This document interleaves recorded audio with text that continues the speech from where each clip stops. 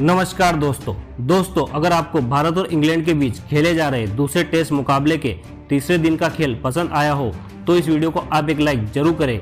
दोस्तों, भारत और इंग्लैंड के बीच 5 मैचों की टेस्ट श्रृंखला खेली जा रही है और इस टेस्ट श्रृंखला के दूसरे टेस्ट मुकाबले के तीसरे और सबसे रोमांचक दिन एक बार फिर भारत और इंग्लैंड की 2 दिग्गज टीमें एक दूसरे से भिड़ी और फिर इस मुकाबले के दूसरे दिन नाबाद रहने वाले भारतीय टीम के दोनों ही दिग्गज ओपनर बल्लेबाज इस तीसरे दिन मैदान में उतरे।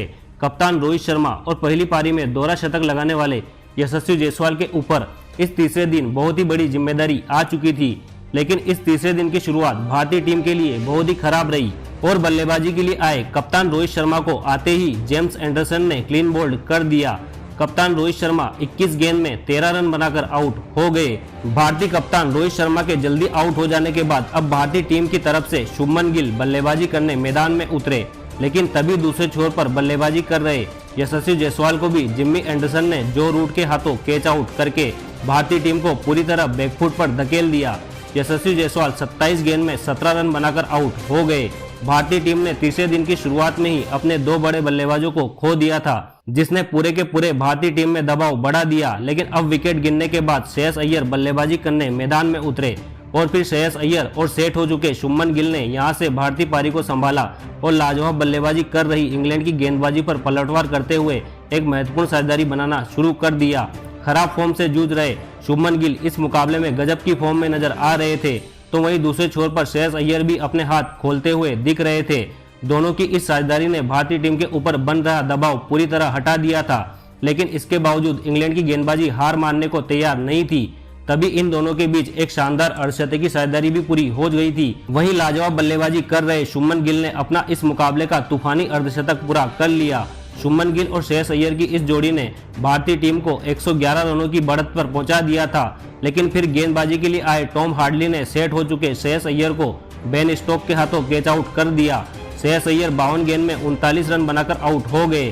श्रेयस अय्यर का विकेट भारतीय टीम के लिए एक बड़ा झटका था। एक लाजवाब चल रही साझेदारी इंग्लैंड की स्पिन गेंदबाजी ने तोड़ दी थी। अब विकेट गिरने के बाद रजत पाटीदार मैदान में उतरे, लेकिन रजत पाटीदार को भी रेहान अहमद ने बेन फॉक्स के हाथों कैच आउट करके पूरा ही मुकाबला बदल दिया। रजत पाटीदार 19 गेंद में 9 रन बनाकर आउट हो गए। देखते ही देखते भारतीय टीम ने 2 बड़े बल्लेबाजों को खो दिया था। इंग्लैंड की गेंदबाजी अब भारतीय बल्लेबाजी पर हावी होने लगी थी, लेकिन अब भी विकेट गिरने के बाद अक्षर पटेल बल्लेबाजी करने मैदान में उतरे और फिर यहां से शुभमन गिल और अक्षर पटेल ने फिर एक बार इंग्लैंड की गेंदबाजी पर बड़े शॉट खेलते हुए धमाकेदार बल्लेबाजी करना शुरू कर दिया और जो विकेट गिरने की वजह से भारतीय टीम पर दबाव बढ़ रहा था उसे पूरी तरह खत्म कर दिया। अब शुभमन गिल अपने इस मुकाबले के ऐतिहासिक शतक की ओर बढ़ रहे थे। शुभमन गिल आसानी से इंग्लैंड के स्पिन गेंदबाजों पर बड़े शॉट खेल रहे थे, जिस वजह से इंग्लैंड की पूरी गेंदबाजी बैकफुट पर थी। इंग्लैंड के कप्तान बेन स्टोक्स पूरी तरह दबाव में दिखने लगे थे। शुभमन गिल और अक्षर पटेल के बीच अर्धशतकीय साझेदारी भी पूरी हो गई थी और इसी के बीच लाजवाब बल्लेबाजी कर रहे शुभमन गिल ने अपने इस मुकाबले के 100 रन भी पूरे कर लिए।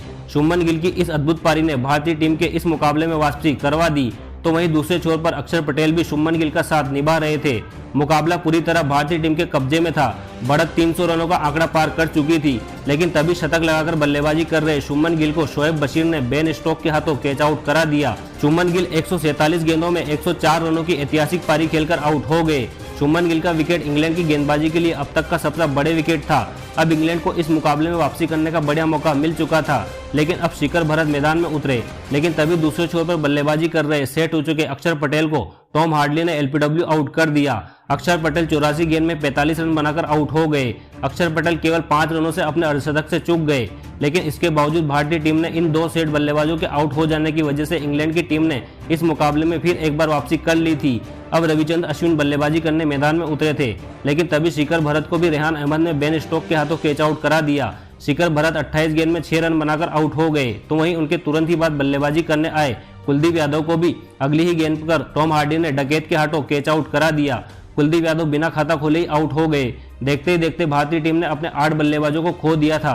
भारतीय टीम के निचले क्रम में किसी से भी ऐसे प्रदर्शन की उम्मीद नहीं थी। अब बल्लेबाजी करने आए जसप्रीत बुमराह मैदान में उतरे, लेकिन दूसरे छोर पर बल्लेबाजी कर रहे रविचंद्र अश्विन ने अब भारतीय स्कोर बोर्ड को आगे बढ़ाने की जिम्मेदारी उठा ली थी और अकेले रविचंद्र अश्विन लाजवाब बल्लेबाजी करते हुए रन बना रहे थे। दूसरे छोर पर जसप्रीत बुमराह अपना खाता भी नहीं खोल पा रहे थे, लेकिन अश्विन के बल्ले से रन आसानी से निकल रहे थे। लेकिन फिर जसप्रीत बुमराह को टॉम हार्डली ने जोनी बेस्टो के हाथों कैच आउट करा दिया। जसप्रीत बुमराह बिना खाता खोले ही आउट हो गए। फिर अंत में रविचंद्रन अश्विन को रिहान अहमद ने बेन स्टोक्स के हाथों कैच आउट करके भारतीय टीम को इस दूसरी पारी में 255 रनों पर ऑल आउट कर दिया। इसी के साथ भारतीय टीम ने अब इंग्लैंड को जीत के लिए 399 रनों का लक्ष्य दिया। उसके बाद भारतीय टीम से मिले इस विशाल लक्ष्य का पीछा करने इंग्लैंड के 2 विस्फोटक ओपनर बल्लेबाज मैदान में उतरे। जैक क्रोली और बेन डकेट के कंधों पर इस मुकाबले में टीम को एक विस्फोटक ओपनिंग शुरुआत कराने की बहुत बड़ी जिम्मेदारी थी और इस तीसरे दिन के अंतिम कुछ ओवरों में इन दोनों ने ही दबाव में न लेते हुए विस्फोटक बल्लेबाजी करते हुए इंग्लैंड की टीम को शानदार शुरुआत दिलाई। जैक क्रोली और बेन डकेट की इस विस्फोटक बल्लेबाजी ने देखते ही देखते इंग्लैंड की टीम को 50 का आंकड़ा पार करवा दिया था। लेकिन यह सर्जरी पूरी होने के तुरंत बाद रविचंद्रन अश्विन ने बेन डकेट को शिखर भरत के हाथों कैच आउट करा दिया। बेन डकेट 27 गेंद में 28 रन बनाकर आउट हो गए।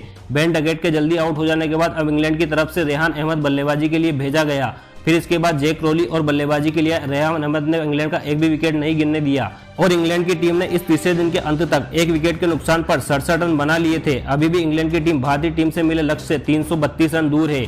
लेकिन दोस्तों इस तीसरे दिन भारतीय टीम के असली हीरो साबित हुए शुभमन गिल। खराब फॉर्म से जूझ रहे शुभमन गिल पर कई आलोचकों की नजरें थी, लेकिन इसके बावजूद नौजवान शुभमन गिल ने इस तीसरे दिन एक अद्भुत शतकीय पारी खेली। सभी आलोचकों को अपने बल्ले से करारा जवाब दिया। तो दोस्तों आप शुभमन गिल की इस गजब की शतकीय पारी के लिए उन्हें 10 में से कितने अंक देना चाहेंगे? अपनी राय नीचे कमेंट बॉक्स में देना बिल्कुल ना भूलें। इसी तरह क्रिकेट वीडियो के लिए अभी सब्सक्राइब कीजिए हमारे YouTube चैनल को। धन्यवाद।